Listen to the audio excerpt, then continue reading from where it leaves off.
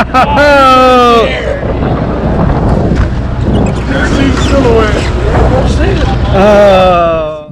him walk the plank for missing that fish. Well, can I just like step down off the plank? Welcome. And as always, if you like these videos, please remember to subscribe. So, you want to go tuna fishing, and perhaps this might be your first or second time. Well, let me give you some tips, and let's just get right into it. First, tuna fishing out of Galveston and into the Gulf of Mexico is completely different than tuna fishing on the West Coast out of LA or San Diego or something like that. So let's just talk tuna fishing on a party boat in the Gulf of Mexico with a boat filled with approximately 26 to 30 fishermen, okay? The first thing you're going to have to take into account is if you're going to make this your first deep sea fishing trip, this 36-hour fishing trip, I would strongly recommend you don't. First, go out on an 8-hour fishing trip. Then go out on a 12-hour fishing trip. And as you graduate, then go out on a tuna fishing trip, because a tuna fishing trip just has a higher caliber of fishermen on it. Now, let's get down to prices. You want this trip to be as efficient and as fun as possible. So, right off the bat, you're going to pay at least $350 to go out on a 36-hour trip. That does not including tipping the deckhands 10 to 20%, because the deckhands make their money off of tips. Then you'll probably spend at least $20 on snacks, coffee, drinks, even if you pack your own lunch. It just seems to happen. And of course, you're going to want to buy lures. If you have the boat supply you with their fishing pole, you still need to buy your own lures. Those run about $15 a piece. You're going to need at least 4 lures. That's going to run you $60+. And then when you get off of the boat, many people say they're going to clean their own fish, but they're so tired that they get their fish cleaned at the dock. Me personally, I still do it, but I feel like it's a ripoff. You're going to spend at least $20 getting your fish cleaned. Many people spend up to $50 to $100 getting their fish cleaned. As for the lures, here's a sample of some of the lures. These are plugs and these are jigs. And these lures are pretty common, but I'm going to do they don't give you any money, unendorsed. I'm going to give an unendorsed recommendation for FTU.com or Fishing Tackle Unlimited. The reason why is everybody on the boat seemed to think that that was the best place to go for lures. Now, as far as where you want to be on the boat, you definitely want to be towards the rear of the boat. Preferably, you want to be on the rear port side of the boat. That means if you're looking forward to the boat, you want to be on the left-hand rear of the boat. That's the best place on the boat to be. That's where the sonar is. The anchor is up front. Most of the people, all things being equal, seem to have better luck at the rear of the boat. So what that means is you've got a decision to make. Do you wait until the last minute to get a seat on the boat, trying to see what the weather's going to be like?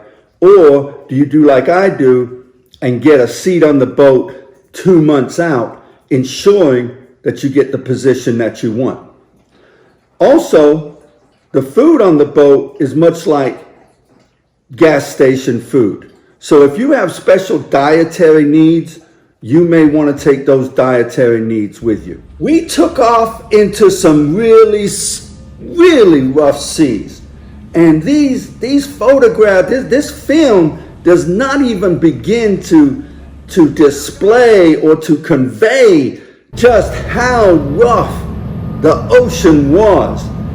Within 6 hours of going out, because you're going to go out for at least 6 hours, a full third of the boat was sick. And when you get sick on a boat, you're pretty much sick the whole trip. So I always take seasick pills. Personally, I recommend Bonine because they don't make you as tired. So the boat ride out was extremely sick. Some of those people had been out on the boat tuna fishing for the first time. They were sick. They were laying in bed. Some of them spent the vast majority of the 36 hours just laying in bed being sick. No one wants to feel like that. So as much as you can, prepare yourself for the possibility that you're going to have some very rough water. Even if it's not rough, for you, it may be rough. So the first thing we do is we stop and we do some bottom fishing at about 6 to 8 hours out. We do a little bit of bottom fishing. Now let me stop there also. You want to make sure that you get as much sleep on the boat as you possibly can whenever they tell you to sleep. Take advantage of getting your sleep. Now, we'll stop and do some bottom fishing. We were catching an awful lot of red snapper, some beautiful red snapper. But wait, there's only one problem. Red snapper is not in season, so they all go back into the ocean. But what we were allowed to keep were Vermillion Snapper. We were allowed to keep Barracuda, sharks, and that sort of thing. Now, let me spoiler alert. The whole trip, I did not catch a tuna. But you know what? That's why they call it fishing and not catching. Right at about sunset, you start fishing all night for tuna. And if the water is calm, it's beautiful out. There's oil rigs, there's other boats. You know, you're going to see all kinds of fish. But let me tell you this, and let me stress this. What they do not tell you about tuna fishing is, it takes a lot of endurance to tuna fish and to jig that line all night long for 8 hours. You have to jig that line, and every time you pull up on that line, it feels as if you've got a fish that's about 4 or 5 pounds. So I just want to prepare you appropriately that it takes a certain amount of endurance and for you to be in shape to fish properly, because you want to be able to fish properly because that's what makes it all fun. Now, I did hook into a tuna eventually. What a fight. It was absolutely a wonderful fight. I would go back fishing every time. Now, the only issue with going back fishing is I hear, anecdotally, that the fishing is better in August and November. So I'm going to go back in August and November. As you can see here from this video, the boat took, the 26 to 30 people on the boat took quite a haul of fish. It did very well. Was the tuna fishing that good? It wasn't great, to be perfectly honest with you, but that's just on that particular day. I sort of felt like as we were coming in, the water really calmed down. It was like glass. If we would have went out tuna fishing one day later, the tuna fishing would have been much better. Now, I can assure you, when we went out on the Texan, again, this is not a endorsement, but when we went out on the Texan fishing, that captain, she made every attempt possible to get us on some fish. And even though it is rated as a 30-hour trip, we spent about 36 hours out on the boat trying to make sure that we caught as many fish as we possibly could.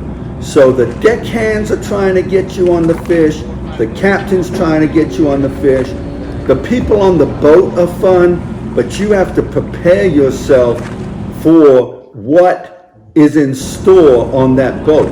Keep in mind also that there is no medical care except very basic medical care. So when you go out on that boat, you are out there in the ocean, so make sure you take all of your medications, make sure everything that you're possibly going to need, and also be very careful.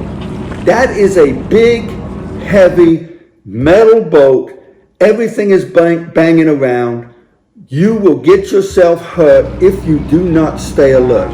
Now, does it sound like I'm trying to talk you out of tuna fishing? By all means, no. What I want you to do is take this video, take the lessons learned. I've been tuna fishing 3 times. I love it, but these are things that I had to learn along the way, and I just want to share them with you. Beautiful fish, beautiful fishing, beautiful day out on the water. You gotta love it. And as always, please remember to subscribe and hit the like button, and please tip your wait staff.